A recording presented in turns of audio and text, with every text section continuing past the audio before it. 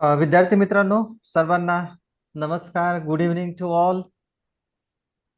माय हे काय foundation my foundation Ashok Marg Nashik, DElEd English teacher educators forum Maharashtra आणि Shrimati S K Somaiya junior college of education Mumbai यांच्या संयुक्त विद्यमाने आज proficiency in English part 1 that is F4 या विषयाच्या अंतर्गत unit number 4 grammar and vocabulary of English language या प्रकरणाला या युनिटला आपण या ठिकाणी सुरुवात करतोय.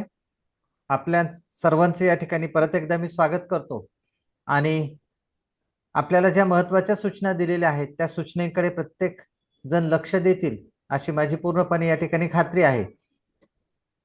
मित्रांनो, तुम्हाला सर्वांना माहिती असेल की हे F4 चं चौथं लेक्चर्स आहेत.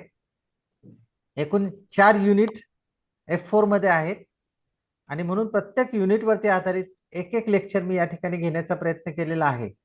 आणि जे काही महत्त्वाचे प्रश्न असतील, जे काही महत्त्वाच्या कॉन्सेप्ट असतील त्या सांगायचं तुम्हाला या ठिकाणी मी प्रयत्न केलेला आहे. मला निश्चित खात्री आहे की या सर्व गोष्टींचा जर तुम्ही बारकाईने विचार केला तर निश्चित पद्धतीने तुम्हाला परीक्षेमध्ये चांगल्या पद्धतीने गुण मिळतील. प्रश्नांची उत्तरं कसे लिहिले जातात याचंही तुम्हाला ज्ञान याच्यातून मिळेल.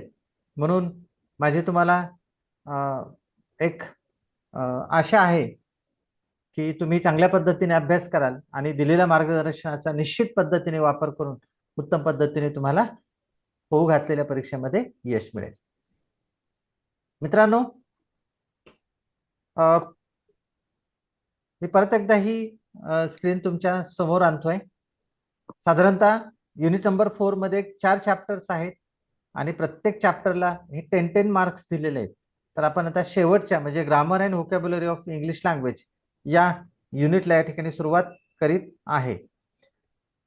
युनिटला सुरुवात करण्यापूर्वी एक महत्त्वाची गोष्ट अशी की या युनिटवरती आधारित ऑब्जेक्टिव्ह टाईप प्रश्न हे विचारले जातात. म्हणजे सगळ्याच चॅप्टरवरती ऑब्जेक्टिव्ह टाईप प्रश्न विचारले जातात, परंतु या युनिटमध्ये ग्रामरच्या युनिटमध्ये जास्तीत जास्त प्रश्न विचारण्याची शक्यता असते.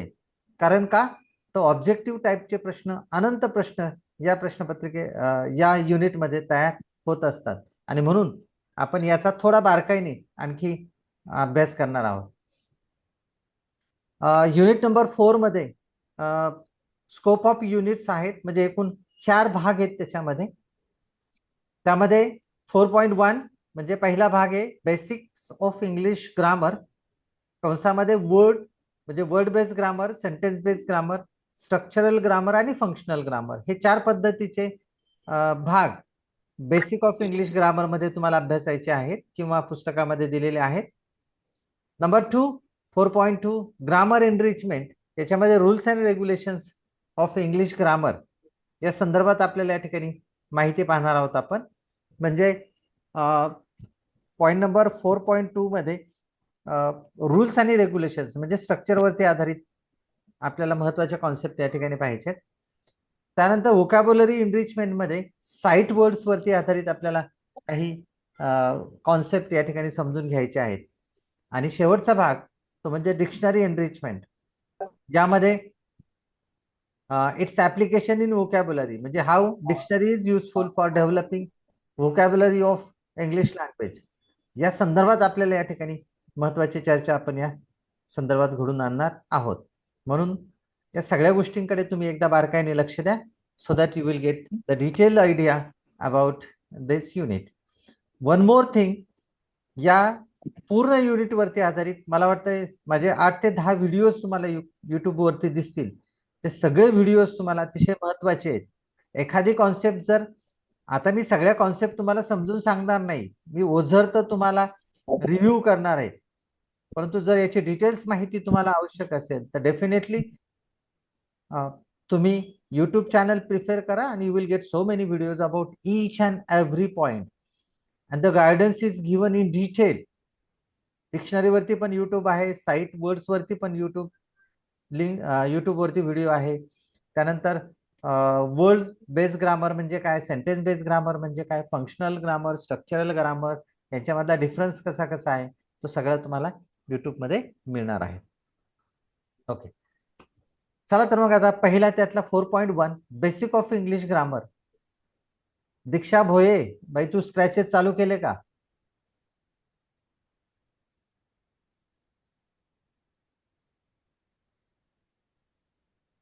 Four point one basic of English grammar. त्याच्यामध्ये word base grammar, sentence base grammar, structural grammar आणि फंक्शनल ग्रामर. आता खाली प्रश्न दिलेले आहेत मित्रांनो. साधारणतः हे प्रश्न आणखी पण पुढे प्रश्न दिलेले आहेत. सेकंड पेजला पण काही प्रश्न आहेत. हे 10 प्रश्न जर तुम्ही पाहिले, तुम्ही उत्तम पद्धतीने याचा स्क्रीनशॉट घेऊन ठेवा, so that you can just compare all the questions together and try to understand which questions are very important as far as the coming exam is there. So I do request all of you, think about each and every question and which questions are asked again and again. So those questions, I think that would be the more important questions for coming exam. आता पहा याच्यामध्ये give a list of 8 parts of speech. म्हणजे तो word base grammar वरती प्रश्न आलेला आहे की पार्ट्स ऑफ स्पीचचं तुम्हाला लिस्ट माहिती असायला पाहिजे, म्हणजे फ्रॉम नाउन टू इंटरजेक्शन पर्यंत. Number 2, name the grammatically items which comes under word based grammar. Word based ग्रामरच्या अंडर खाली कोणकोणत्या ग्रामॅटिकली आयटम्स येतात? म्हणजे पहिला प्रश्न list of 8 parts of speech असं म्हणणं काय, आणि name the grammatically items which comes under the word based grammar. Word based ग्रामरच्या अंडर खाली कोणकोणते ग्रामॅटिकली आयटम येतात? Both questions are one and the same, फक्त तुम्हाला प्रश्नांची भाषा कळाली पाहिजे. Number 3, how will you teach prepositions on and over by inductive method of teaching grammar. म्हणजे मेथड ऑफ टीचिंग ग्रामर 2 येतात आपल्याला, एक इंडक्टिव्ह आहे आणि एक डिडक्टिव्ह आहे.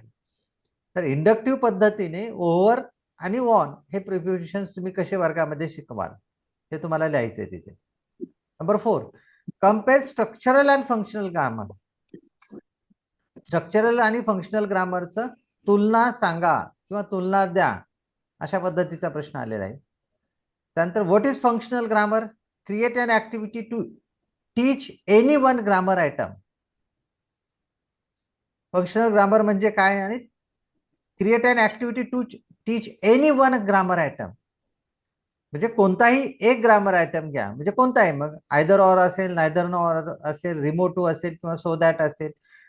त्याच्यापैकी एक कोणताही आयटम घ्यायचा आणि तो फंक्शनल ग्रामरच्या साहाय्याने कसा शिकवला जाईल, म्हणजे कशी ऍक्टिव्हिटी तुम्ही सांगाल, अशा पद्धतीचा एक छान पद्धतीचा प्रश्न विचारलेला आहे इथे. Number 6, how will you use flash card for teaching antonyms. Antonyms म्हणजे विरुद्धार्थी शब्द. विरोधार्थी शब्द शिकवण्यासाठी तुम्ही फ्लॅश कार्डचा वापर कसा कराल, म्हणजे फ्लॅश कार्डच्या साहाय्याने तुम्हाला ही गोष्ट कशी समजून सांगता येईल विद्यार्थ्यांना. Next, what is difference between formal grammar and functional grammar. इथे परत डिफरन्स विचारलाय फॉर्मल ग्रामरचा आणि फंक्शनल ग्रामर म्हणजे काय. नंतर how will you teach prepositions. परत वरचाच प्रश्न आलेला आहे 3 नंबरचा. 9 number, compare structural and functional grammar. वरती पण प्रश्न आलेला आहे 4 नंबरचा, तोच प्रश्न आहे. त्यानंतर what is the functional grammar? Create an activity to teach any one grammar. तो परत एकदा प्रश्न रिपीट झालेला आहे. असे जर सगळे प्रश्न पाहिले मित्रांनो, तर तुम्हाला एक साधारणतः आयडिया येऊन जाईल की कोणते प्रश्न कशा पद्धतीने विचारले गेलेले आहेत. त्याच्यानंतर 11वा प्रश्न पहा, how will you use flash card for teaching antonyms. हा मला वाटतं मागे प्रश्न झालाय तो. नंतर what is the difference between formal grammar functional grammar. परत एकदा प्रश्न आलाय. What different teaching aids will you use to teach English, explain with example. प्रश्न पहा, what different teaching aids will you use to teach English, explain with example. शैक्षणिक साहित्यांचा वापर, कोणकोणत्या वेगवेगळ्या शैक्षणिक साहित्याचा वापर तुम्ही इंग्रजी शिकवण्यासाठी कराल, तो एक प्रश्न आहे. त्यानंतर explain the meaning of accuracy in grammar. आता ग्रामर मध्ये अॅक्युरसी असते, रीडिंग मध्ये फ्लुएन्सी असते. ग्रामर मध्ये अॅक्युरसी म्हणजे काय, ते तुम्हाला या ठिकाणी विचारलेलं आहे. Number 15, how will you use merits of theoretical grammar for developing English language. Theoretical grammar म्हणजे स्ट्रक्चरल ग्रामर येतोय मित्रांनो या ठिकाणी. तर त्याचा वापर करून तुम्ही म्हणजे थेरोटिकल ग्रामरचे मेरिट्स कोणते आहेत, how will you use the merit of theoretical grammar, theoretical ग्रामरचे जे फायदे आहेत फॉर डेव्हलपिंग इंग्लिश लँग्वेज, इंग्रजी लँग्वेज सुधारण्यासाठी, वृद्धिंगत होण्यासाठी त्या मेरिटचा कसा वापर करणार. Number 16, give a list of 8 parts of speech. Parts of स्पीचची यादी द्यायची 8. Number 17, what is the gender of noun, explain its kinds with example. आता जेंडर ऑफ नाउन म्हणजे तुम्ही चौथ्या प्रकरणामध्ये तुम्हाला माहिती आहे वर्ड बेस्ड ग्रामर मध्ये नाउन येतात ना. मी मगाशी सांगितलं तुम्हाला की what is word based grammar. तर वर्ड बेस्ड ग्रामर मध्ये noun, prepositions, adverb, adjective, conjunction, all these 8 parts of speech येतात. मग आता त्याच्यामधला नाउन म्हणजे काय, तर नाउन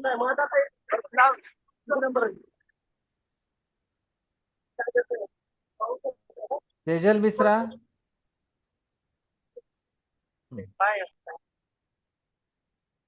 हा सॉरी एक स्टेटमेंट माझं चुकलं इथं. What is the gender of noun म्हणजे नाउन मधला जेंडर असतात, फेमिनाईन जेंडर, जे काही जेंडरचे प्रकार आहे ते तुम्हाला न्यूट्रल जेंडर, फेमिनाईन जेंडर, हे सगळे जे काय त्याच्यामध्ये लिहायचे ते तो तुम्हाला डिटेल लिहावे लागणार आहे. Number 18, name the parts of speech and its kind by giving example. पहा पार्ट्स ऑफ स्पीचचे कसे वेगवेगळे प्रश्न विचारले, list the parts of speech विचारलंय, name the parts of speech विचारलंय, explain the parts of speech असा प्रश्न विचारलेला आहे. डिफरंट प्रश्न विचारलेले आहेत त्याच्यावरती, म्हणून तुम्ही त्या प्रश्नांचा व्यवस्थित पद्धतीने विचार करा. नंतर Ashwini Mali, number 19, what different visual aids will you use to teach English, explain with example. Different visual aids कोणकोणते आहेत इंग्रजी शिकवण्यासाठी, विथ एक्झाम्पल द्यायचे तुम्हाला. आणि लास्ट मागच्या परीक्षेमध्ये विचारलेला शेवटचा प्रश्न, what are the objective of teaching grammar. Teaching ग्रामरचे ऑब्जेक्टिव्ह कोणकोणते आहेत. मित्रांनो या सगळ्या प्रश्नांचा जर तुम्ही विचार केला तर एक आपल्याला महत्वाचे प्रश्न काही डोळ्यासमोर काढता येतील. आणि त्यातला प्रश्न पहिला म्हणजे list the 8 parts of speech. Pratibha mike बंद करा तुमचा. थँक्यू. आता पहा list of 8 parts of speech. प्रश्न कसाही येऊ द्या, पार्ट्स ऑफ स्पीच हा त्याचा कीवर्ड आहे. पार्ट्स ऑफ स्पीच हा त्याचा काय कीवर्ड आहे.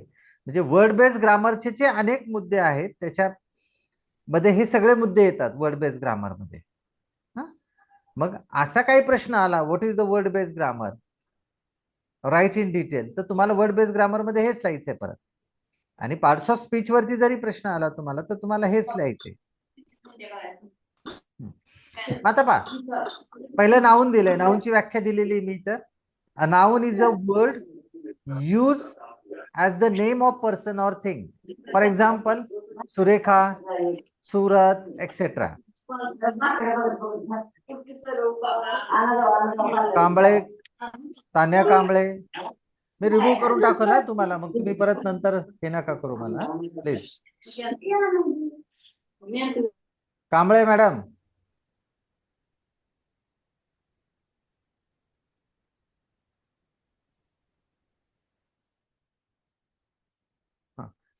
पहिला नाउन झालं, त्याच्यानंतर 2 number pronoun. What is pronoun. अशा पद्धतीच्या व्याख्या तुम्हाला ऑब्जेक्टिव्ह मध्ये पण विचारल्या जातात. हा त्याच्यामुळे ती व्याख्या लक्षात ठेवा प्रत्येकाने. What is noun, a word used instead of a noun. Sorry प्रोनाउनचं पाहतोय आपण. Pronoun means what, a word used instead of a noun is called a pronoun. For example his, जे काही आपण he, she, it, they, I, we, you, हे जे काही सगळे प्रोनाउन आहेत ना, तर हे नामाच्या ऐवजी वापरले जातात म्हणून त्यांना प्रोनाउन म्हटलं जातं. Number 3 adjective. प्रत्येकाची मी एक एक दोन दोन एक्झाम्पल दिलेले. Adjective, an adjective is a word which is used with a noun or pronoun to add something to its meaning.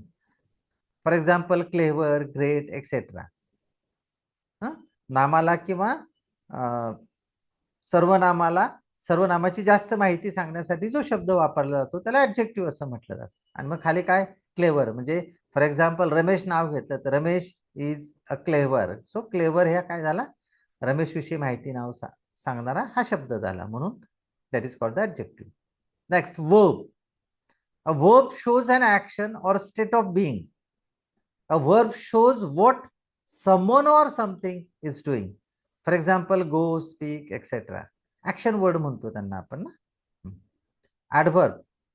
An adverb is a word used to add something to the meaning of word.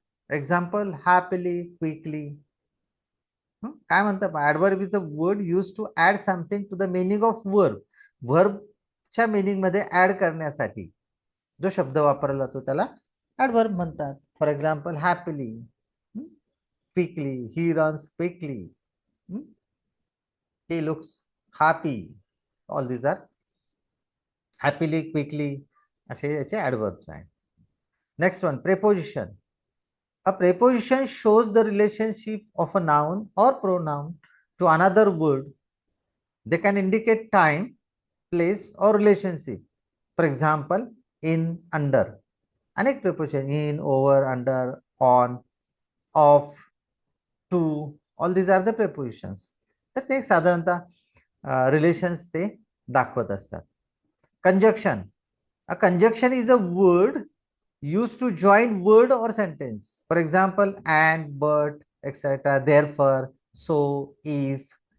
हे सगळे काय आहेत, तिथे conjunction म्हणून वापरले जातात. दोन शब्द किंवा दोन वाक्यांना जोडणारा जो शब्द असतो त्याला कंजक्शन म्हणतात. आणि last one, interjection. An interjection is a word which express some sudden feelings or emotions. For example, hooray, oh. So these are the 8 list of parts of speech.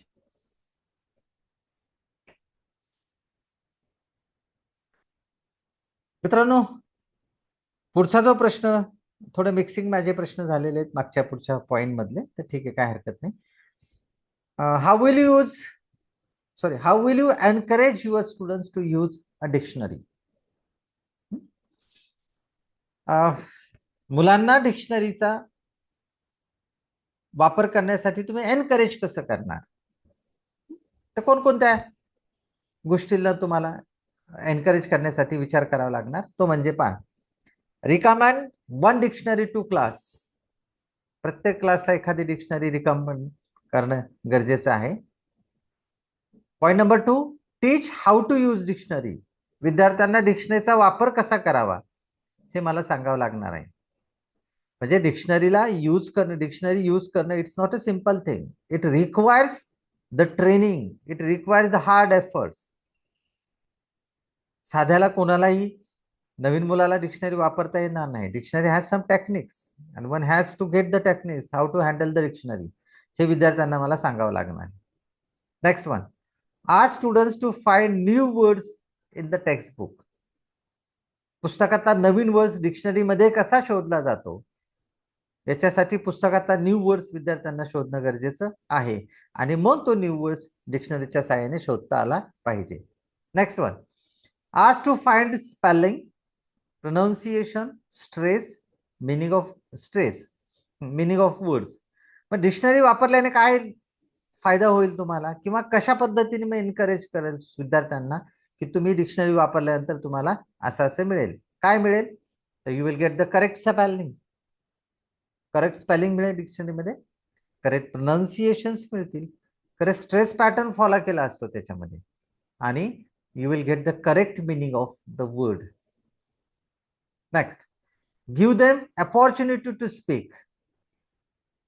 जर तुम्हाला त्याचं प्रोनाउन्सिएशन कळालं, त्याचं जर स्पेलिंग कळालं, तर डेफिनेटली आपल्याला विद्यार्थ्यांना मोटिवेट करता येईल टू स्पीक इंग्लिश. आणि शेवटचा तो म्हणजे ask to find parts of speech. पहा, डिक्शनरी जर तुम्ही उघडली तर कोणताही एक शब्द शोधायचा जर प्रयत्न केला तर शब्द दिल्यानंतर त्याच्या कंसामध्ये त्या शब्दाचं पार्ट्स ऑफ स्पीच दिलेलं असतं. म्हणजे कंसामध्ये जर एन लिहिला असेल तर याचा अर्थ तो नाऊन आहे, कंसामध्ये व्ही लिहिला असेल तर तो वर्ब असेल, कंसामध्ये एडी जे लिहिला असेल तर तो ऍडजेक्टिव्ह आहे. कंसामध्ये एडी व्ही लिहिला असेल तर तो ऍडव्हर्ब आहे. कंसामध्ये जर प्रेपोजिशन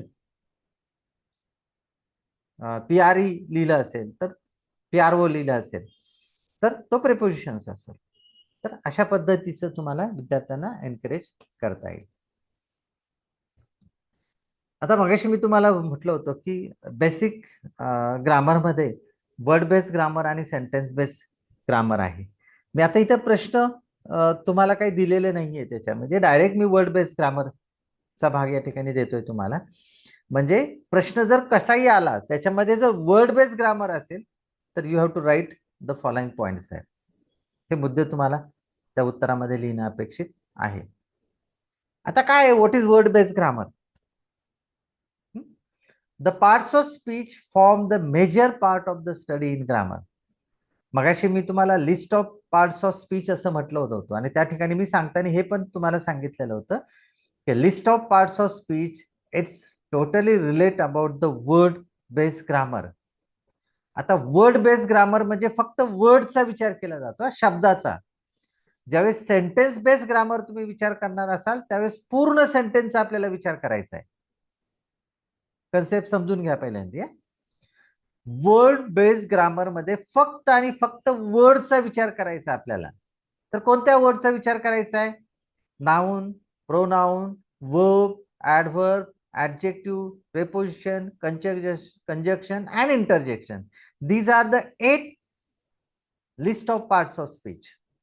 हे सगळ्यांचा विचार आपल्याला वर्ड बेस्ड ग्रामर मध्ये करायचा आहे. आणि म्हणून पहिलं स्टेटमेंट आहे पहा, the parts of speech form the major part of the study in grammar. Point number 2, it is the study of words. When we think about the word based grammar focuses on the study of words only, not sentences. आणि जर मी इथं म्हणलो it is the study of sentences असं जर म्हटलं तर it goes to sentence based grammar मध्ये. ते लक्षात ठेवा थोडा. Point number 3, the word is the basic unit of a language. प्रत्येक भाषेमध्ये बेसिक काय असेल, प्रायमरी काय असेल तर तो वर्ड असतो. Number 3, it deals the different form of the word that is parts of speech. मगाशी मी तुम्हाला 1 नंबरला सांगितलं the same sentence is that.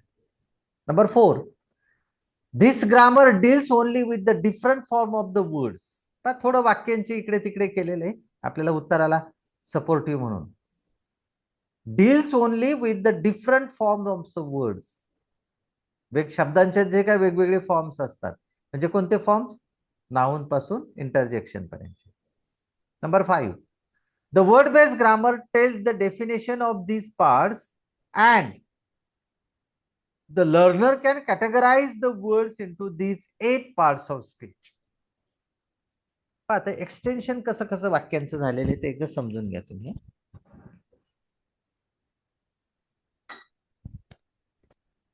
Yes, word based grammar tells the definition of these parts, प्रत्येक शब्दाचं. And the learner can categorise. मग विद्यार्थ्यांना काय करायचं असतं? फॉर एक्झाम्पल एक पूर्णपणे वाक्य आहे आणि त्याच्यामध्ये 5 शब्द असेल तर विद्यार्थ्यांना प्रत्येक शब्द विचारात घ्यायचा आणि त्यांचं कॅटेगराइज करायचं, वर्गीकरण करायचं. कसं? Into the 8 parts of speech. मग तो दिलेला शब्द हा नाउन आहे, प्रोनाउन आहे, प्रेपोजिशन आहे, कंजक्शन आहे, इंटरजेक्शन आहे, वर्ब आहे का ऍडजेक्टिव्ह आहे, हे तुम्हाला काय करायचं? कॅटेगरीज करायचं. That is called the word based grammar. Next, parts of speech is the major part of study in grammar. Word based grammar. परत तो चाला. Every word has one or other grammatically properties. आता पहा, every word has one or other grammatical properties म्हणजे काय? प्रत्येक शब्दाला एक ग्रॅमॅटिकली प्रॉपर्टीज असते किंवा अदर ग्रॅमॅटिकली प्रॉपर्टीज असते. म्हणजे काय रे? फॉर एक्झाम्पल मी सांगितलं याच्यामध्ये प्रिफिक्स आणि सफिक्स पण येतो विद्यार्थी मित्रांनो. म्हणजे मी जर राईट म्हटलो, this is one word, it is as a word based grammar. मी ज्यावेळेस रिराईट म्हणतो त्यावेळेस तो प्रिफिक्स बनतो त्याचा. ज्यावेळेस मी रायटिंग म्हणतो त्यावेळेस त्याला सफिक्स लावला जातो. So every word has grammatically properties. हा झाला या संदर्भात. आता मी म्हटलो हॅपी. हॅपीली जर म्हटलो तर it changes the grammatically property. त्याची ग्रॅमॅटिकली प्रॉपर्टी बदलून जाते. सो हे सगळ्या गोष्टी तुम्ही लक्षात ठेवायच्यात आणि म्हणून that is focusing that. Number 8, mainly used and formation of word is studied in this kind of grammar. For example noun, sugar, table, Pune, ते वरती मी तुम्हाला सांगितलेलंच होतं. अँड द लास्ट वन, आत्ताच मी जस्ट सांगितलं तुम्हाला सफिक्स प्रिफिक्स काय असतात. It help the student how the meaning of the word changes. Suffix prefix मध्ये अनेक शब्द आहेत. उदाहरणार्थ प्रिफिक्स जर घेतला तर राईटचा रिराईट केला, सफिक्स जर घेतला तर रायटिंग केलं, मी ING लावला त्याला शेवटी. So this are the word based grammar. हे तुम्ही उत्तम पद्धतीने करून ठेवा विद्यार्थी मित्रांनो, म्हणजे you won't will have any difficulties while solving the answers.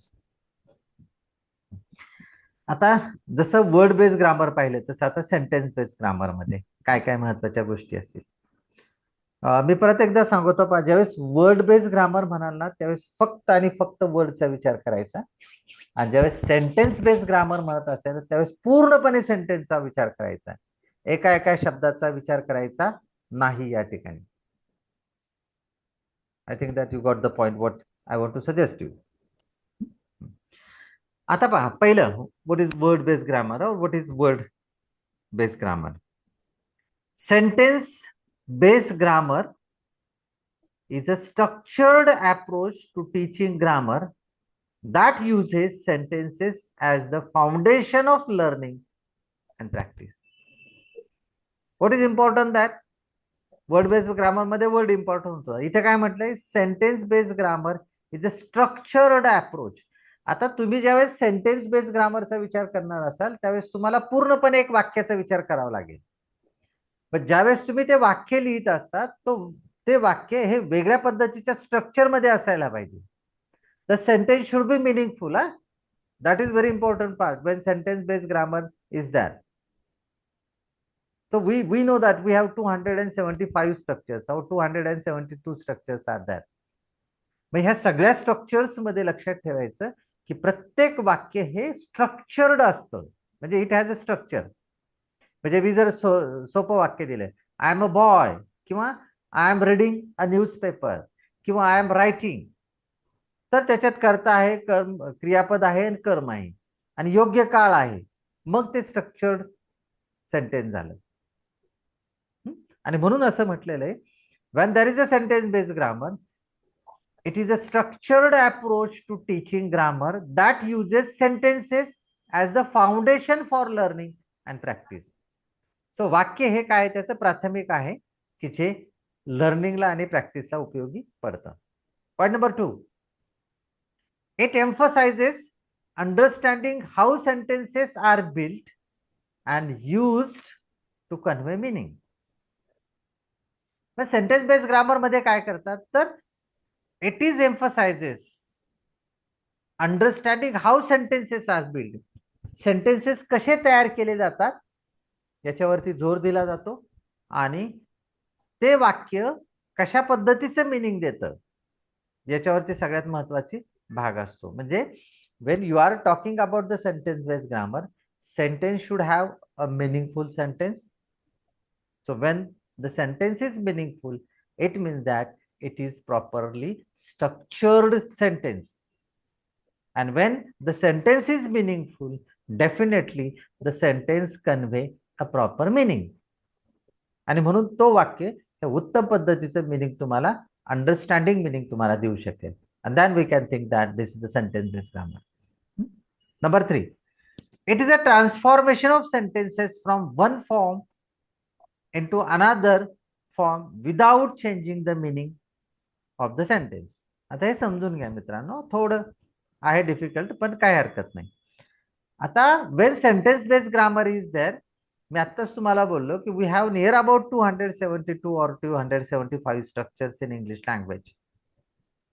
त्याच्यातलं एक उदाहरण देतो, मी इथे लिहिलेलं नाही पण एक उदाहरण सांगतो मी तुम्हाला.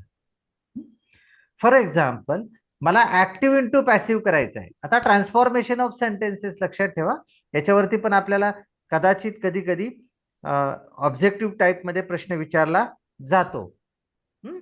Change active into passive, change the voice विचारला जातो, किंवा रिमो टू TOO तो विचारला जातो. मग काय होतं रे, ज्यावेळेस आपण ऍक्टिव्ह इंटू पॅसिव्हचा करतो किंवा पॅसिव्ह इंटू ऍक्टिव्ह करतो किंवा डायरेक्टचं वाक्य इनडायरेक्ट मध्ये करतो, त्यावेळेस त्यांचा अर्थ बदलला जात नाही. अर्थ तोच असतो, फक्त वाक्याचं स्ट्रक्चर बदललं जातं.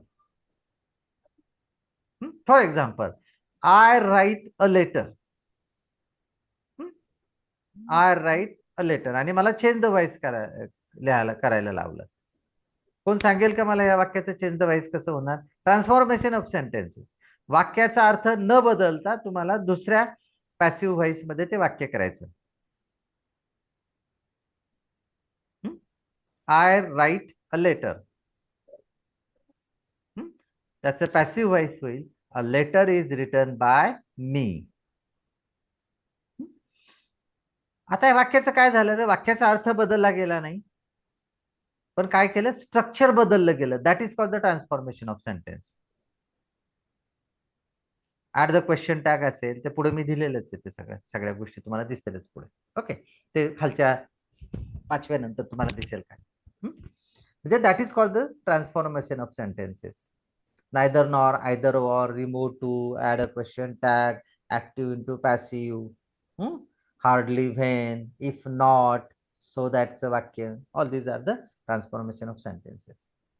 Next, point number 4, study of form, structure of sentence. Structure of sentence या ठिकाणी अभ्यास केला जातो. Number 5, sentence pattern. SVO, SVC, I run fastly, she dances beautifully. आता लक्षात ठेवा, आता आय रन फास्ट याचा SVO पॅटर्न म्हणजे सब्जेक्ट आला आय, व्ही आला रन, आणि ऑब्जेक्ट आला फास्टली. दुसरं वाक्य दिलंय SVC, म्हणजे काय, सी डान्सेस ब्युटिफुली. माझा सी काय झाला, सब्जेक्ट झाला, डान्सेस वर्ब झालं, आणि ब्युटिफुली काय झालं, कॉम्प्लिमेंट झालं त्याचं. तर अशा पद्धतीचे वेगवेगळे पॅटर्न्स आपल्याला दिसतील. आता ट्रान्सफॉर्मेशन ऑफ सेंटेन्स म्हणजे सेंटेन्स बेस्ड ग्रामर मध्ये कोणकोणता भाग येतोय. फॉर एक्झाम्पल, एवढे फक्त वाक्य दिलेले आहे तिथे. सॉरी, वाक्य नाही, म्हणजे हेडिंग दिलेले आहे. जसं मी मागाशी तुम्हाला सांगितलं की active into passive voice transformation मध्ये झालं. ऍज सुन ऍज म्हणजे नो सुनर दॅन वापरलं, रिमो टूच्या ऐवजी यूज सो दॅट वापरलं, ऍफर्मेटिव्हचं निगेटिव्ह वाक्य केलं, चेंज द डिग्री सांगितलं, म्हणजे ज्या 3 डिग्री त्याचं कुठल्याही एका डिग्रीमध्ये तुम्हाला सुपरलेटिव्ह मधून पॉझिटिव्ह, पॉझिटिव्ह मधून कंपॅरेटिव्ह काय असेल ते रूपांतर करणं, अर्थ बदलत नाही. नंतर direct into indirect speech. She said I run fast, she said that she ran fast, असं ते इनडायरेक्ट स्पीच. रोहिणी बेटा आवाज बंद कर. त्यानंतर kinds of sentences, simple, complex, compound. हे सेंटेन्स पण तुमचे ट्रान्सफॉर्मेशन म्हणजे सेंटेन्स बेस्ड ग्रामर मध्ये येतात, क्लॉजेस येतात. मित्रांनो, या सगळ्या गोष्टींचा विचार आपल्याला सेंटेन्स बेस मध्ये करायचा आहे. आपण आता त्यातला दुसरा भाग तो म्हणजे grammar enrichment, rules and applications. हा जो भाग दिसलाय त्याच्यामध्येच word based grammar, sentence based grammar, जे आता मी तुम्हाला सांगितलं तो सगळा भाग त्याच्यामध्ये येणार आहे. त्याच्यानंतर याचे प्रश्न पाहूया. याचे मी स्लाइड्स आत्ताच तुम्हाला सांगितलं, वर्ड बेस्ड ग्रामर म्हणजे काय, सेंटेन्स बेस्ड ग्रामर म्हणजे काय, त्याचे प्रश्न कोणकोणते होते हे पण तुम्हाला या स्क्रीनवरती दिसत आहे. तुम्ही त्याचे स्क्रीनशॉट काढून घ्या. मी काय आता परत प्रश्न ते वाचत नाहीये, परंतु तुमच्या लक्षात असावे.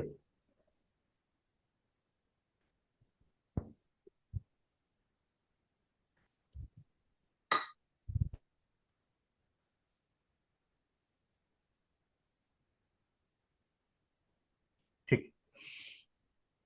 चौथ्या प्रकरणातला आणखी एक महत्वाचा भाग म्हणजे compare inductive and deductive method of teaching grammar. आता लक्षात ठेवा मित्रांनो, what are the methods of teaching grammar. हे काय सांगतो, नोट कदाचित तुमच्याकडे वही पेन असेल ना. हा प्रश्न मला वेगवेगळ्या पद्धतीने देता येईल.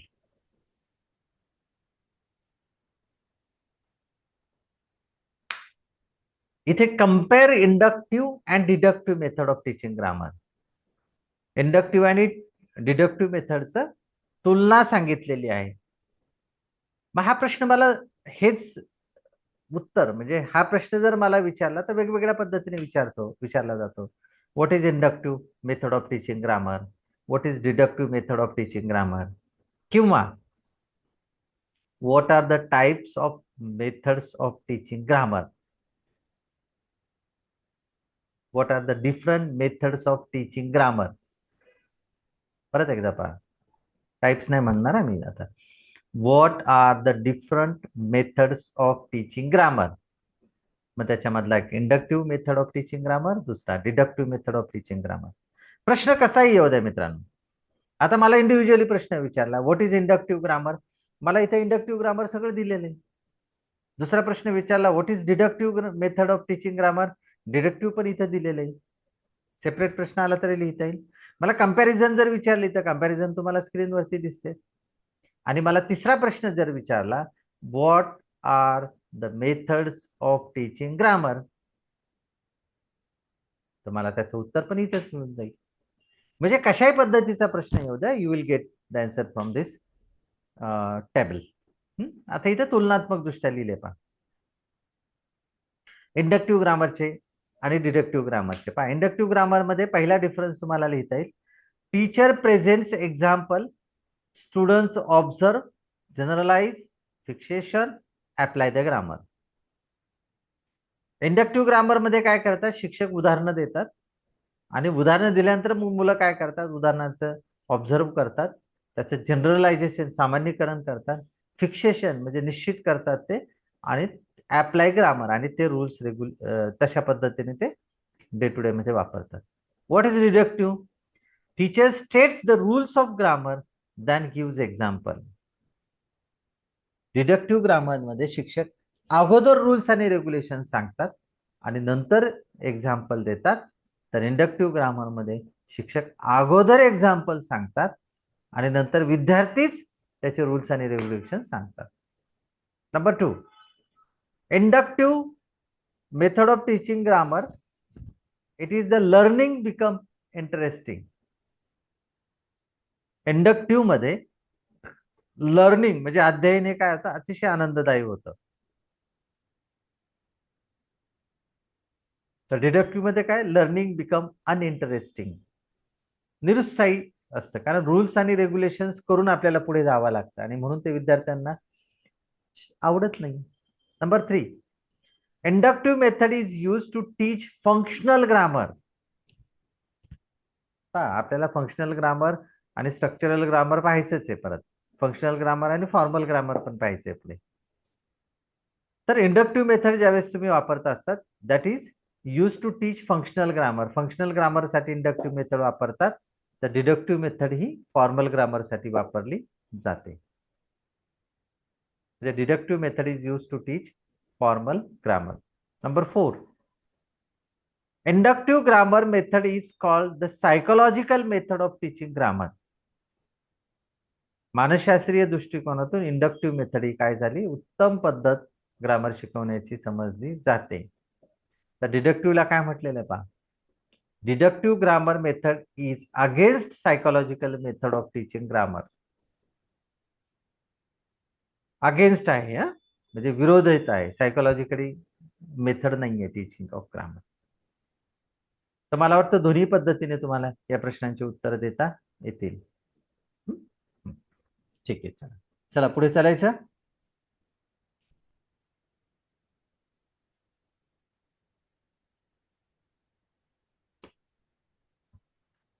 मित्रांनो, आताच तुम्हाला बोललो होतो मी, स्ट्रक्चरल आणि फंक्शनल ग्रामर. माझा आवाज येतोय सर्वांना? एकदा कुणीतरी सांगा, कुणीतरी तुमच्यापैकी एकाने. Yes sir. Yes sir. बोललेलं समजतंय सगळ्याला? Yes yes sir. Sir. Okay okay. आता दुसरा प्रश्न आहे पहा, compare structural and functional grammar. आता याचं पण तसंच आहे, याच्यावरती 3 प्रश्न तयार करता येतील आपल्याला. पहिला येईल व्हॉट इज स्ट्रक्चरल ग्रामर, दुसरा येईल व्हॉट इज फंक्शनल ग्रामर, आणि तिसरा येईल compare structural and functional grammar. हे तिन्ही पण भाग तुम्हाला या ठिकाणी समजून घेता येतील. एकच मिनिट, फक्त एकच मिनिट वेट.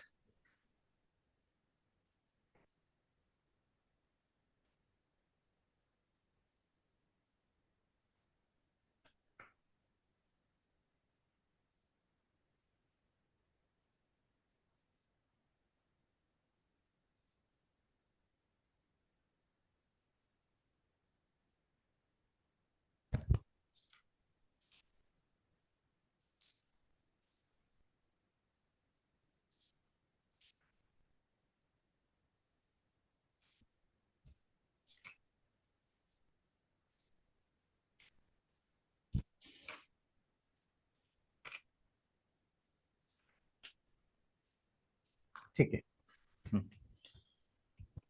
नेक्स्ट, आता structural grammar means what? Focuses on construction of sentences. मित्रांनो, एक गोष्ट पहिले तुम्ही त्याची कॉन्सेप्ट जी आहे ते समजून घ्या.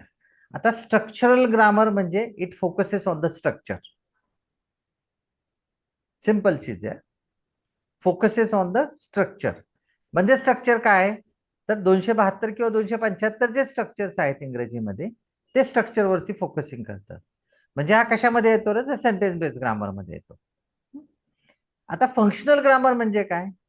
प्राची बोरकर, तू बेटा स्क्रॅचेस करायला लागली परत. आता फंक्शनल ग्रामर म्हणजे काय? तर functional grammar is not focusing on the structure of grammar. Structure वरती नाही ते फोकसिंग करत, ते फंक्शन वरती फोकसिंग करतात. आता फंक्शन, भाषेचं फंक्शन काय? तर भाषा ही दुसऱ्याला समजली पाहिजे आणि समजून त्या पद्धतीने आपल्याला वर्तन करायला. That is the more important thing. म्हणजे कॉन्व्हेंटचे मुलं, लहान लहान मुलं, ते फंक्शनल ग्रामरचा वापर करतात. म्हणजे they never think about what is the proper grammar, whether they are using proper grammar in the sentence or not. Just they go on speaking. दुसऱ्याला समजेल अशा पद्धतीने बोलायचं. ग्रामरचा सगळाच भाग त्याच्यामध्ये आलाच पाहिजे असं फंक्शनल ग्रामर कधी विचार करत नाही. तर स्ट्रक्चरल ग्रामर मात्र काय करतं? तर स्ट्रक्चरल ग्रामर हे स्ट्रक्चर वरती फोकसिंग करतं. म्हणजे तुमचं स्ट्रक्चर बरोबरच असायला पाहिजे. तुम्ही प्रिपोजिशन्स उत्तम पद्धतीने वापरलं पाहिजे, तुम्ही आर्टिकल उत्तम पद्धतीने वापरलं पाहिजे, तुम्ही वाक्य मिनिंगफुल असायला पाहिजे. म्हणजे त्याच्यात कर्ता, कर्म, क्रियापद असायला पाहिजे. हा त्याचा कॉन्सेप्ट आहे दोघांचा पण. हा, म्हणून तुम्ही डिफरन्स ज्या वेळेस तुम्ही लक्षात घ्याल त्यावेळेस ती गोष्ट लक्षात ठेवा. आणि म्हणून स्ट्रक्चरल ग्रामरला असं म्हटलंय, focuses on the construction of sentences. तर फंक्शनल ग्रामरला म्हटलंय focuses on the function of grammar in a language. Language मध्ये फंक्शन काय आहे भाषेचं? तर एकमेकाला विचारांची देवाणघेवाण होणं सगळ्यात महत्वाचं आहे. And that is the functional grammar.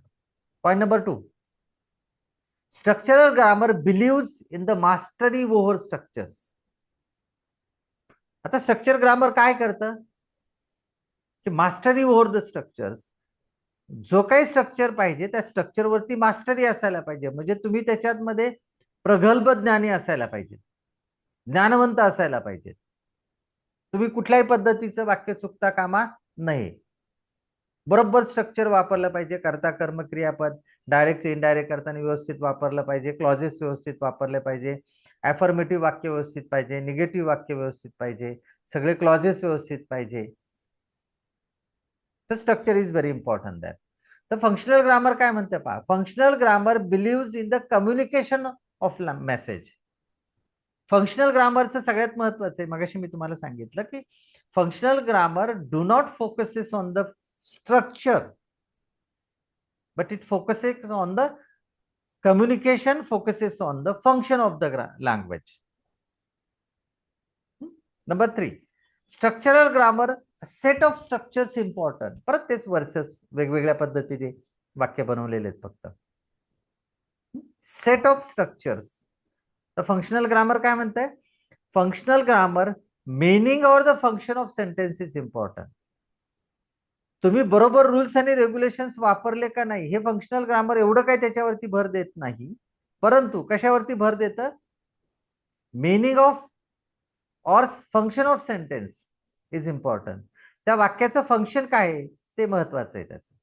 And the last comparison, structural grammar drilling of structures are very important that. म्हणजे स्ट्रक्चरल ग्रामर मध्ये तुम्हाला अनेक वेळा त्याचा सराव करून घ्यावा लागतो. तर फंक्शनल ग्रामरचा प्रॅक्टिस ऍप्लिकेशन ऑफ ग्रामर, तर बोलण्याची या ठिकाणी प्रॅक्टिस करून घेतली जाते. That is about the structural and functional grammar. Next,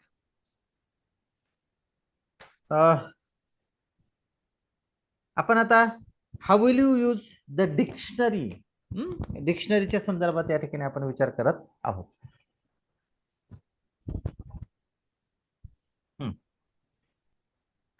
how will you encourage your students to use dictionary. मला वाटतं हा भाग मागे पण मी तुम्हाला सांगितलाय. आपण पुढे जाऊया. मला वाटतं डबल आलेली झालाय ना हा भाग मागे. Yes sir. Yes yes yes, ती स्लाइड रिपीट झाली मला वाटतं. Next, dictionary it's application in vocabulary enrichment. आता ज्यावेळेस व्होकॅब्युलरी इनरिचमेंट मध्ये येईल ना, लक्षात ठेवायचा कीवर्ड काय असेल? व्होकॅब्युलरी एनरिचमेंट असेल. ना, प्रत्येकाने लक्षात ठेवा व्होकॅब्युलरी एनरिचमेंट. सुवर्ण काय बोलायचं का तुला?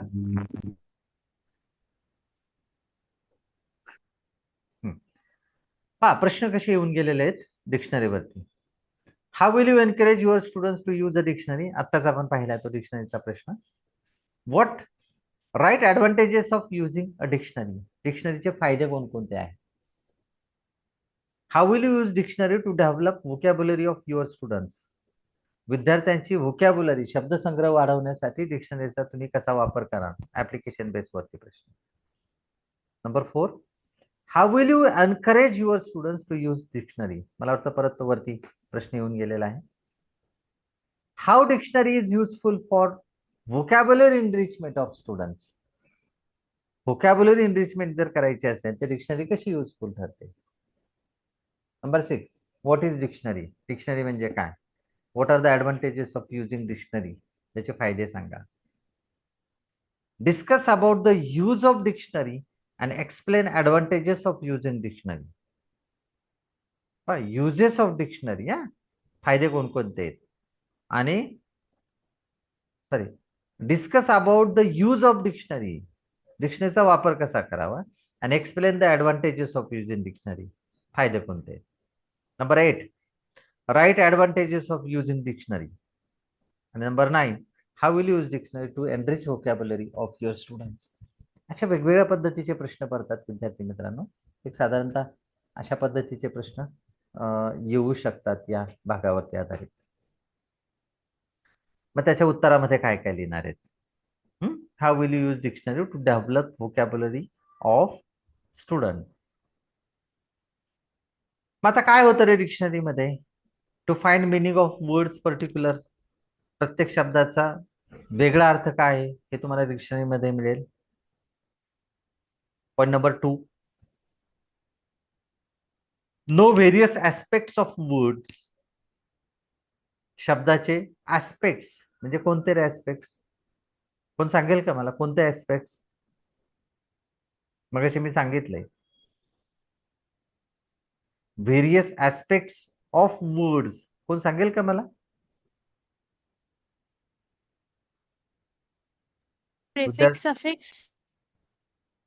ओके, आणखी?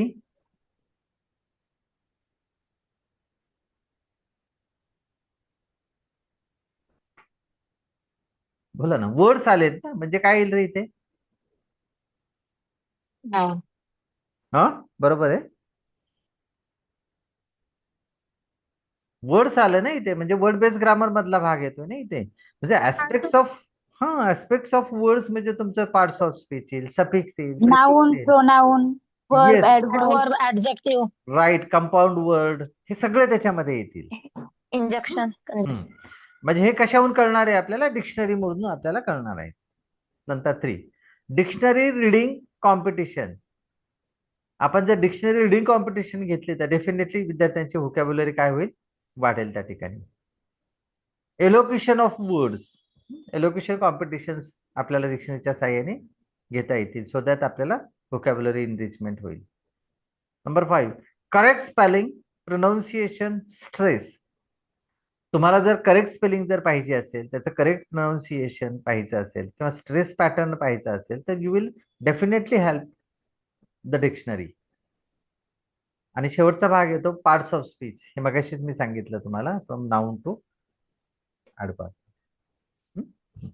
आता पहा, which activity do you suggest to develop the vocabulary of students? विद्यार्थ्यांची जर व्होकॅब्युलरी जर वाढवायची असेल तर तुम्हाला कोणकोणत्या ऍक्टिव्हिटी तुम्ही सजेस्ट करू सांगाल? माझ्या विद्यार्थ्यांची व्होकॅब्युलरी जर डेव्हलप करायची असेल तर तुम्ही कोणकोणत्या ऍक्टिव्हिटी सांगू शकाल किंवा सजेस्ट करू शकाल? पहिली ऍक्टिव्हिटी पझल्स. पुढे तुम्ही वर्गामध्ये घेऊ शकता. तुम्हाला माहिती आहे ना, ते मराठीतल्या कुढ्या अनेक लोक कुढं भरत असतात, त्याच्यातून शब्दसंग्रह वाढतो. तसं इंग्लिश मधले पझल्स तुम्ही वापरा. रिडल्स घ्या तुम्ही. लँग्वेज गेम्स घ्या, अतिशय छान पद्धतीचे. फॉर एक्झाम्पल, एक शब्द दिला विद्यार्थ्यांना, प्रोनाऊन्सिएशन शब्द दिला, आणि मग त्याच्यातून सांगायचं की या प्रोनाऊन्सिएशन शब्दांमधून किती वेगवेगळे शब्द तयार होतात. लँग्वेज गेम्स आहे. That is about the language games. Next, textbook. Textbook is a one kind of developing vocabulary. विद्यार्थ्यांना व्होकॅब्युलरीसाठी टेक्स्टबुक वापरत आहे. स्लाइड्स, वेगवेगळ्या पद्धतीचे स्लाइड्स दाखवा तुम्ही. पीपीटी, पॉवर पॉइंट प्रेझेंटेशन दाखवा विद्यार्थ्यांना. डिक्शनरीचा वापर करा व्होकॅब्युलरी डेव्हलपमेंटसाठी. वर्ड बँक, वर्ड बँक म्हणजे तिथे शब्दसंग्रहांचं डिक्शनरी टाईपच असतो तो एक वर्ड बँक, त्याचा वापर करा. सीडीज म्हणजे कॉम्पॅक्ट डिस्कचा वापर करून विद्यार्थ्यांची व्होकॅब्युलरी डेव्हलपमेंट तुम्ही करू शकता. आणि सगळ्यात महत्वाचा इफेक्टिव्ह पार्ट म्हणजे इंटरनेटचा वापर करून you can develop the vocabulary of your students. So guys, these are very important part as far as the vocabulary of the your students is concerned. आपण शेवटच्या भागाकडे येतो विद्यार्थी मित्रांनो या ठिकाणी, या युनिटच्या, तो म्हणजे साईट वर्ड्स. साईट वर्डचे मी प्रश्न काही इथे दिलेले नाहीयेत, प्रश्न वेगवेगळ्या पद्धतीने आलेले आहेत. त्याच्यामध्ये कीवर्ड्स असेल, टीच साईट वर्ड्स किंवा व्हॉट इज साईट वर्ड्स. तर साईट वर्ड वरती जर प्रश्न तुम्हाला आला उपस्थित, तर साईट वर्ड्स म्हणजे काय? तर एक साधारणतः when you are teaching sight words, use flash cards and show daily. Sight words म्हटलं की फ्लॅश कार्ड आलं, लक्षात ठेवा. मग काय करायचंय तुम्हाला? फ्लॅश कार्ड्स तयार करायचे आणि त्यांना डेली शो करायचे विद्यार्थ्यांना. It's related about the site words. Next one, spelling competition games. Site word शिकवताना स्पेलिंग कॉम्पिटिशन गेम तुम्हाला वर्गामध्ये घेता येतील.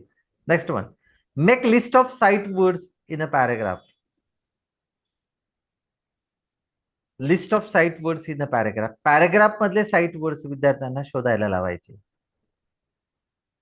Number 4, detect the error in the spelling. चुकीच्या स्पेलिंग विद्यार्थ्यांना शोधायला लावायचे, साईट वर्ड्स मधलेच फक्त. And the last one, discussion, word games, puzzles, and word bank. Definitely it will help to teach the sight words in the class. So I think that this is enough for your sight words. मित्रांनो, इथे unit number 4 मधला जो काही महत्वाचे, मला जे काय वाटत होते महत्वाचा, तो भाग या ठिकाणी संपवलेला आहे मी. जेवढं महत्त्वाच्या गोष्टी मला तुम्हाला सांगता येत होत्या तेवढ्या गोष्टी मी या ठिकाणी तुम्हाला सांगायचा प्रयत्न केलेला आहे.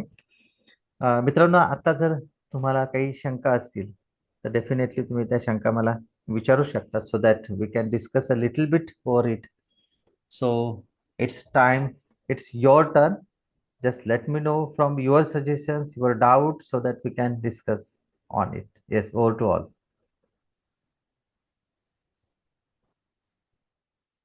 तुमच्या काही शंका प्रश्न असतील तर निश्चित विचारा. प्रश्न विचारताना मात्र तुमचा व्हिडिओ आणि ऑडिओ दोन्ही पण ऑन करा. तुम्ही पण मला दिसले पाहिजे त्या ठिकाणी की कोण प्रश्न विचारते काय. चलो, आवाज येतोय माझा सगळ्यांना? हो. कोणाला काही प्रश्न असेल तर निश्चित विचारू शकता तुम्ही. हा, येस खान, बोला ना. रेज करताय, हँड रेज करताय, तुम्ही सांगा, विचारा.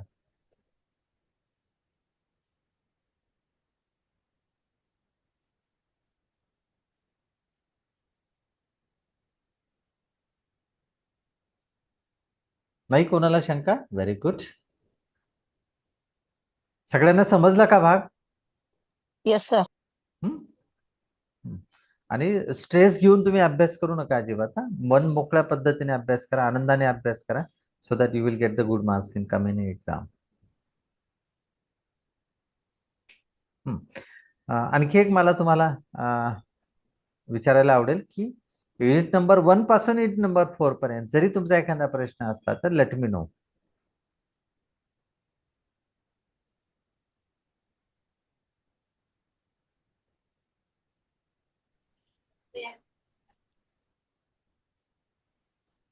बरं, या वेबिनारचा, या चारही वेबिनारचा तुम्हाला परीक्षेला फायदा होईल असं तुम्हाला वाटतं का नाही? हो सर, Yes, नक्कीच. sir. हम्म? Yes, sir. Sir. हो, sir. हम्म. तुम्हाला असं मनातून असं वाटतं का आता का आपल्याला हे निश्चित पद्धतीने चांगले मार्क पडतील? हो, sir. हो सर. हम्म? हो सर. असं वाटतं ना? कॉन्फिडन्स येतोय ना तुम्हाला? हो सर. हो सर. हो, sir. हम्म. तर एकदा तुमचा कॉन्फिडन्स क्रिएट करा मित्रांनो, आणि एकदा कॉन्फिडन्स क्रिएट केला की definitely you will get the time to study, आणि परीक्षेमध्ये निश्चित तुम्हाला चांगल्या पद्धतीचे मार्क मिळतील. युनिट नंबर 1 वरती आधारित माझं लेक्चर्स व्हिडिओ ऑनलाईन झालेला नाही. तुम्ही आता त्या दिवशी इंटरनेटला प्रॉब्लेम आल्यामुळे तो काही व्हिडिओ रेकॉर्ड झाला नाही, तर मी एकटाच रेकॉर्डिंग करून नंतर मी तुम्हाला तो पण व्हिडिओ या ठिकाणी पाठवायचा प्रयत्न करत. एक दोन सर, चा एक प्रश्न विचारू शकते का मी? विचारा ना, विचारा.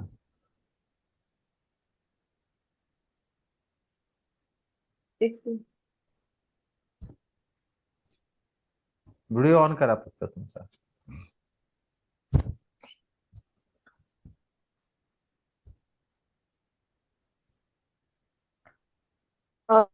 डिफरंट मेथड्स ऑफ टीचिंग, थोडक्यात सांगा ना सर, त्या 4 मेथड. कोणता? Different methods of teaching, special method, direct method, electric method आणि ऍक्टिव्हिटी बेस्ड लर्निंग, ह्या मेथड. हे पहा, डिफरन्स मेथड्स ऑफ टीचिंग याच्यामध्ये एक 5-7 मेथड्स आहेत. सगळ्यांनी लक्षात ठेवा. त्याच्यामध्ये डायरेक्ट मेथड आहे, ट्रान्सलेशन मेथड आहे, स्किल बेस्ड अप्रोच आहे, इक्लेक्टिक मेथड आहे, कम्युनिकेटिव्ह अप्रोच आहे, त्यानंतर स्किल बेस्ड मेथड आहे. तर ह्या सगळ्या मेथड्स आहेत त्याच्यामध्ये. मला पण सर मेनली 4च लिहिता येईल का आपल्याला? मेन 4? नाही, असं कुणी सांगितलं तुम्हाला?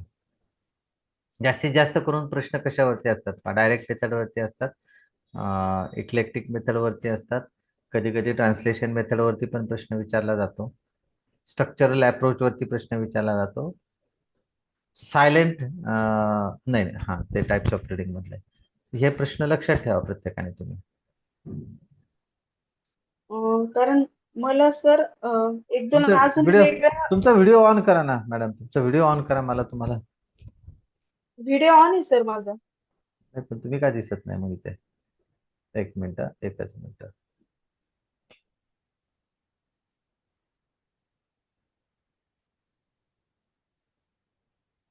हा, तुमचा व्हिडिओ ऑन आहे का आता? हा बोला आता हो सर. बोल. आता बोला, दिसतंय. डिफरंट मेथड्स ऑफ टीचिंगचे 4 पद्धतीने मेन अजूनही, कारण मला 1-2 पुस्तकं अजून म्हणजे सापडल्या आणि माझा कॉलेजच्या याच्यात जे सबमिशन होतं त्यात 2 मार्क ह्या मेथडच्या याच्यातच गेले, त्याच्यामुळे मी ह्या प्रश्नात थोडी कन्फ्युज आहे सर. कोणता प्रश्न ऍक्च्युअली तुम्हाला पाहिजे मला सांगा. डिफरंट मेथड्स ऑफ टीचिंग म्हणजे ऍक्च्युअली हो ना, किती पद्धती हो ना, मग 4 आहेत असं. मी तुम्हाला तेच सांगत आहे. एक डायरेक्ट मेथड आहे, हा, इक्लेक्टिक मेथड आहे, ट्रान्सलेशन मेथड आहे, हा, स्ट्रक्चरल अप्रोच आहे, स्किल बेस अप्रोच आहे. हा. त्याच्यानंतर आणखी कोणती? इक्लेक्टिक सांगितलं मी तुम्हाला. तर हो, आणि एक ऍक्टिव्हिटी बेस्ड मेथड आहे. Activity base. तर ह्या अशा ज्या सगळ्या पद्धती आहेत त्याच्यामध्ये मॅक्सिमम प्रश्न विचारला गेलेला आहे आतापर्यंत डायरेक्ट मेथड वरती विचारला गेलेला आहे, इक्लेक्टिक वरती प्रश्न विचारला गेलेला आहे. तर हे साधारणतः 1-2-3 मेथड्स आहेत विच आर व्हेरी इम्पॉर्टंट आहे. हो सर. ठीक आहे, आणखी कोणाला काही Thank you, प्रश्न sir. आहे काही? सर मला विचारायचं आहे. व्हिडिओ ऑन करा शीतल ताई. मला विचारायचं आहे सर. हा बोला. तुम्ही मगाशी क्वेश्चन दिलाय, which activities do you suggest to develop the vocabulary the students. त्यामध्ये तुम्ही सांगितलं होतं पझल, सिडन, याचे सेंटेन्स लिहावे लागतील का सर? आता तो प्रश्न किती मार्काला येतोय त्याच्यावरती अवलंबून असेल. सपोज तो प्रश्न 2 मार्काला आला तर फक्त तर हे लिहिलं फक्त तरी तुम्हाला चालेल? नावच लिहायचे, रिडल, पझल्स, सीडीज, हे फक्त नावं लिहायचे तुम्हाला. ऍटलीस्ट 2 मार्काला प्रश्न असेल तर तुम्हाला 4 ऍक्टिव्हिटी लिहाव्या लागतील. Okay sir. आणि तो प्रश्न आणि 4 मार्कासाठी जर आलाच तर मग पूर्ण त्याचं सगळ्या लिहायच्या, त्याच्या सगळ्या ऍक्टिव्हिटीज. पण 4 मार्काला तो प्रश्न ओके. विचारला जात नाही मॅक्सिमम वेळा. नाही, ठीक आहे, हा. ठीक आहे. त्यामुळे तुम्हाला 4च ओके. मुद्दे तुमच्या लक्षात ठेवले पाहिजे. Yes, okay. ओके, ठीक आहे सर. चल, एनीवन?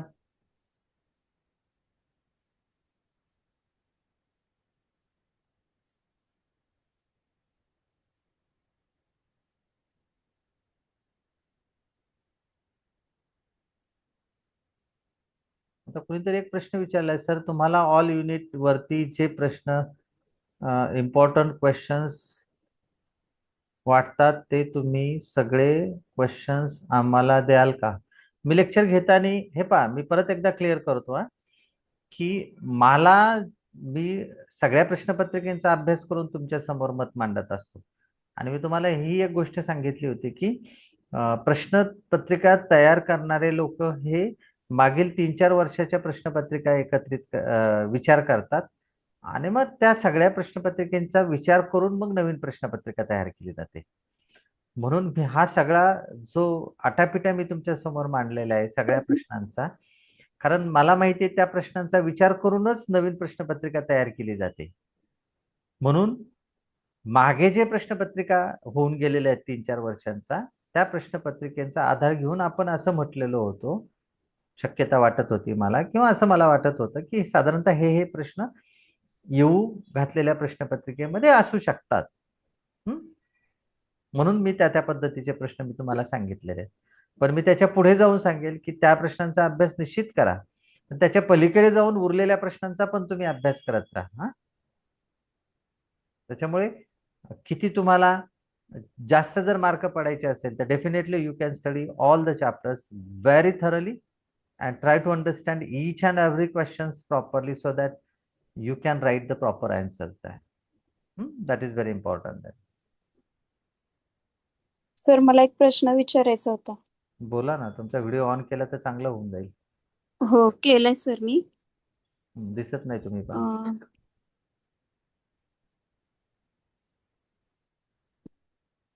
दिसते का? नाही दिसत. विचारा, त्याला काय हरकत नाही. विचारा ना, विचारा. हॅलो. हा, विचारा ना. विचारा सर, हा विचारा. State the difficulties in listening. Difficulties listening मध्ये कोणता आहे? हा, आता स्टेट द तर लिसनिंग मध्ये डिफिकल्टीज कोणत्या आहेत ते सांगता येईल का? म्हणजे ते मला तुम्ही त्या दिवशी होता का लेक्चरला? Hello hello. कधी हा होते सर हा मी त्या हा दिवशी, हा पण प्रश्न डिफिकल्टी सांगितल्या नाहीत सर मी. हा हा प्रश्न हा कशातला आहे हॅलो. माहितीये? कशातला प्रश्न आहे माहितीये का तुम्हाला हा? पण सर हा प्रश्न नव्हता त्या दिवशी. हो हो मला आठवतं हो मॅडम. माहिती सर. हा नाही नाही कशातला प्रश्न आहे माहितीये का तुम्हाला हा F6? स्पीकिंग आणि लिसनिंग इन इंग्लिश लँग्वेज मधला. हा म्हणजेच आपल्या युनिट नंबर कशामधला F6 प्रश्न? मधला आहे का सर हे? हा तर तो प्रश्न त्याच्यामधला येतो.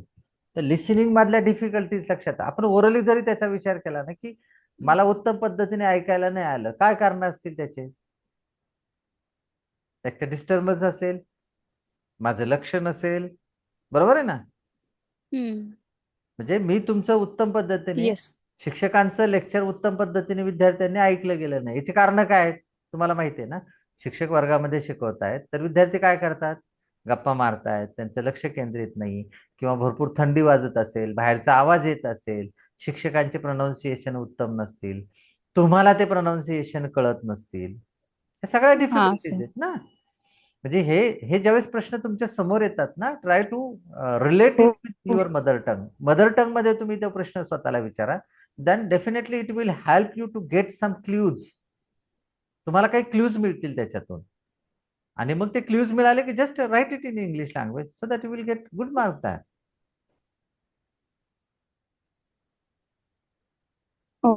So that is. कोणीतरी विचारलंय शीतल सर जाधव. तुम्ही F6 वेबिनार नाही घेणार का? F6चं वेबिनार झालं ना ताई, परवाच झालं ना.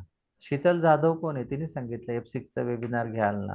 नाही नाही मी सांगितलं होतं तर शीतल मिश्रा झालं होतं सर.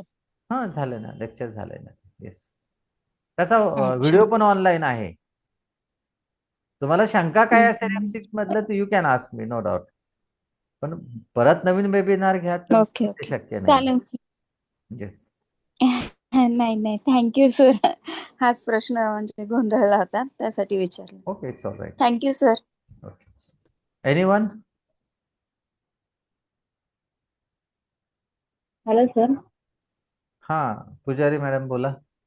आर्या, हा सर मला एक व्हिडिओ प्रश्न ऑन करा ना विचारायचा मॅडम, होता. व्हिडिओ ऑन करा ना तुमचा प्लीज. नाही सर मी आता बाहेर आहे, मग डिस्टर्ब होईल. बर ठीक आहे. हा हा.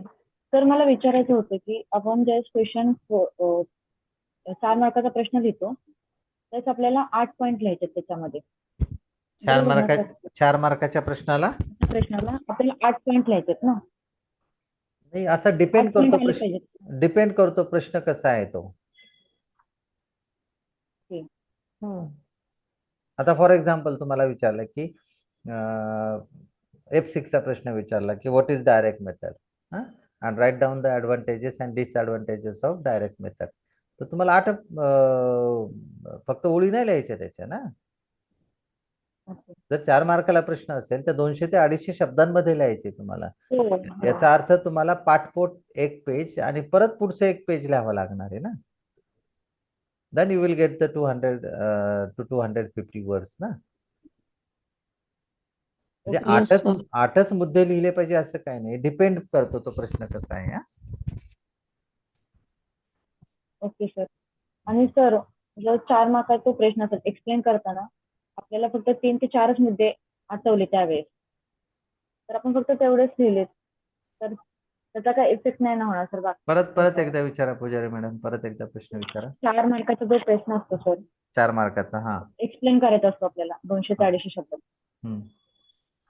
पण त्यावेळेस आपल्याला जर त्याचे उत्तर आठवलंच नाही जास्त तर 3 ते 4च मुद्दे आठवले तर आहेत, जेवढं येते तेवढं लिहिलं तरी चालेल का सर त्यावेळेस? हो हो डेफिनेटली तेवढं लिहायचंच आहे, जेवढं येतं तेवढं लिहायचंच आहे तुम्हाला. जेवढं येतं तेवढं लिहिलं तर सर मार्क्स तरी कमीत कमी किती मिळतील त्यावेळेस? ते डिपेंड तुम्ही किती लिहिताय त्याच्यावरती ना हो. तुम्ही जर योग्य लिहिलं, समजायचं तुम्हाला 4 मार्काचा प्रश्न आहे आणि तुम्ही अर्धच पान लिहिलं आणि अर्धच पान बरोबर लिहिलं तुम्ही, तर तुम्हाला 1-2 मार्क बरोबर मिळतील ना. Okay sir. तुम्हाला याच्यासाठी ना तुम्ही माझा एक व्हिडिओ मी टाकलेला आहे, तुम्ही तो लक्ष दिलेलं नाही याचा अर्थ.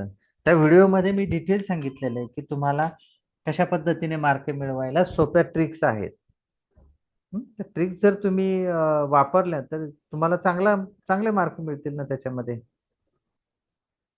हं? तुम्ही तो व्हिडिओ पहा. मी तुम्हाला तो व्हिडिओची लिंक पाठवू का? कालच्या लेक्चरला जे होते, परवाच्या मागच्या लेक्चरला मी तुम्हाला ती लिंक पाठवलेली होती. एक मिनिट. अनेक विद्यार्थ्यांचा त्यांच्यावर फायदा झालेला आहे, म्हणून आपण ते आपल्या याला नावच दिले, don't study hard, study smart. मग स्मार्ट मध्ये जोपर्यंत तुम्ही प्लॅनिंग करत नाही, नियोजन करत नाही, तोपर्यंत तुम्हाला ते उत्तम मार्क मिळणार नाहीयेत. एकच मिनिट, मी तुम्हाला लगेच लिंक पाठवतो त्याच्यावर. म्हणजे तुम्हाला 4च ओळी येतात, त्या प्रश्नाचं उत्तर तुम्हाला दुसऱ्या प्रश्नाचं उत्तर लिहिता येत नाही, तेवढंच माहिती आहे, तर तेवढं पण लिहिलं पाहिजे ना तुम्ही, so that you will get the even 0 mark मिळण्यापेक्षा काहीतरी मार्क मिळतील ना तुम्ही थोडं तर लिहिलं तर. बरोबर की नाही? Yes sir, yes sir. जर तुम्ही काहीच लिहिलं नाही तर तुम्हाला किती मार्क पडतील? 0 ना. हो सर. पण तुम्ही जर काहीतरी लिहिलं तर तुम्हाला काहीतरी मार्क मिळतील ना. काहीतरी मार्क म्हणजे जर 3 मार्काचा प्रश्न असेल, 4 मार्काचा प्रश्न असेल आणि तुम्ही अर्धच पान लिहिलं तर तुम्हाला 1-2 मार्क मिळतीलच त्याच्यामध्ये ना.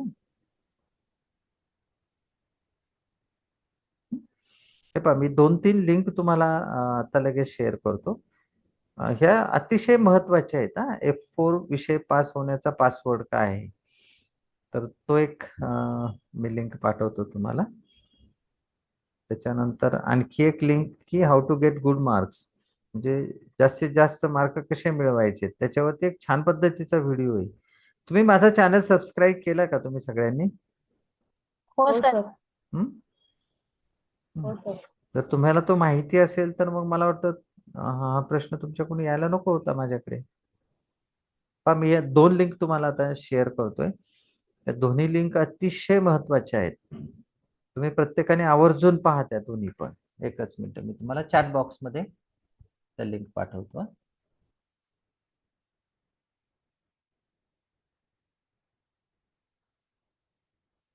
एक मिनिट. आणखी कोणाला काही प्रश्न आहे का? No sir.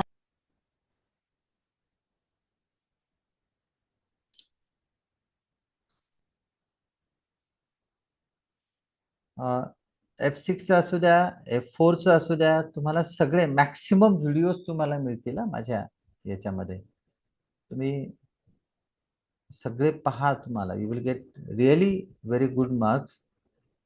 छान पद्धतीचे तुम्हाला त्याच्यात मार्क मिळू शकतील जर तुम्ही त्याचा छान पद्धतीने अभ्यास केलेला असेल तर.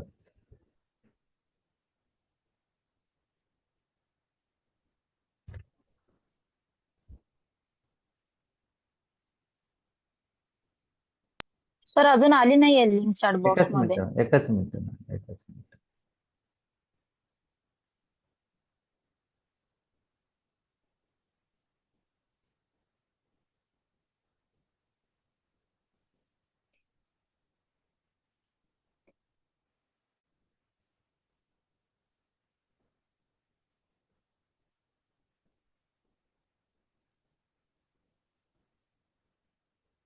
हे पहा, ही जी लिंक टाकली मी, पेपरला सगळ्यात जास्त मार्क मिळवण्याच्या क्लुप्त्या कोणकोणत्या आहेत दिसते तुम्हाला? पहिली लिंक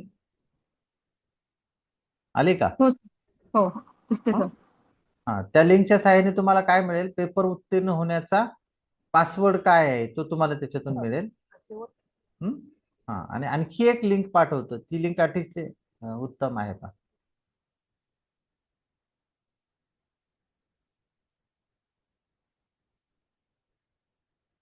पेपर्सला सामोरे जाताना अशा नावाची लिंक आहे.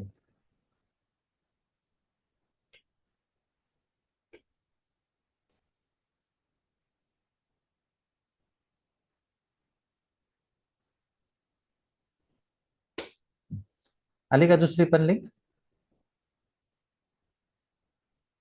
Yes sir. हो या सर. दोन्ही, हा, या दोन्ही लिंक तुम्ही त्याचा स्क्रीनशॉट घ्या, कारण नंतर तुम्हाला मिळणार नाही त्या. स्क्रीनशॉट घ्यायचं.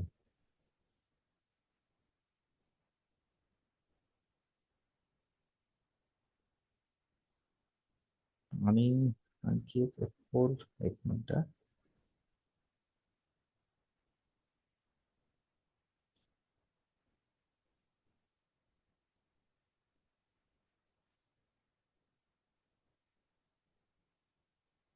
सगळ्यांना चॅनल माहिती आहे ना माझा? हॅलो, हो सर. हो सगळ्यांना सर. माहिती आहे ना? मग तुम्ही चॅनल मध्ये गेला ना, त्याच्यामध्ये प्लेलिस्ट F4 ची प्लेलिस्टला जा, किंवा डायरेक्ट असं जरी पाहिलं तरी चालेल.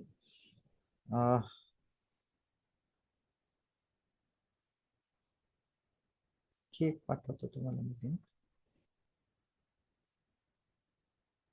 कदाचित एखादी डबल होऊन जाईल, परंतु ह्या 2-3 लिंक जर तुम्ही पाहिल्या ना,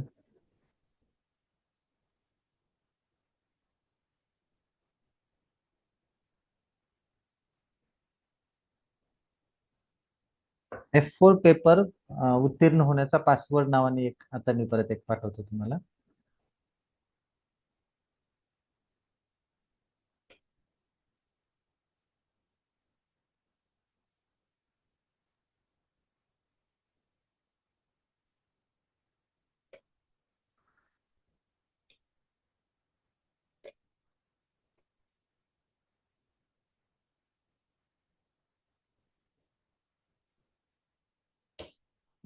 आली का आणखी एक? ह्या 3 लिंक हो, आली तुम्ही सर. थोड्या- हा, Yes, sir. ह्या 3 लिंक तुम्ही छान पद्धतीने सर्व अभ्यास करा. तेव्हा तुम्हाला कॉन्फिडन्स तयार होऊन जाईल की yes I will get the good marks in coming exam. आणि तुम्हाला मोटिवेट करणारे ह्या तिन्ही पण लेक्चर्स आहेत माझे. ठीक आहे, जर कोणाचे काही प्रश्न नसेल तर आपण या ठिकाणी थांबायला काय हरकत नाही. Okay, sir. Thank you sir. Thank you very much. परत एकदा Thank तुम्हाला you, sir. पहिल्या पेपरसाठी माझ्याकडून लाख लाख शुभेच्छा. सगळेजण पास व्हाल अशी अपेक्षा व्यक्त करतो. आणि F4च्या संदर्भात, इव्हन F4च्या नाही तर F6च्या संदर्भात कधी कोणाला काही शंका असेल, F4च्या संदर्भात जर कोणाला काही शंका असेल तर डेफिनेटली तुम्ही फोन करून मला विचारू शकता. तुमचं स्वागत असेल. फक्त माझी इच्छा आहे की थँक्यू सर. सगळ्यांनी पास झालं पाहिजे. रिपीट एखादा हो. पेपर राहता कामा नये, ही सगळ्यात महत्वाची माझी अपेक्षा आहे तुमच्याकडून. So do study hard and all the best for the F4 and all the papers also.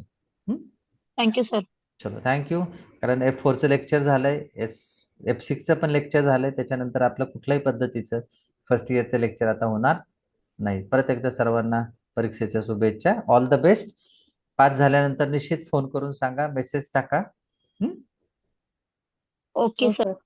चलो, हो thank you. Sir, thank you. Bye bye, take care and all the best once again. Thank you so much sir.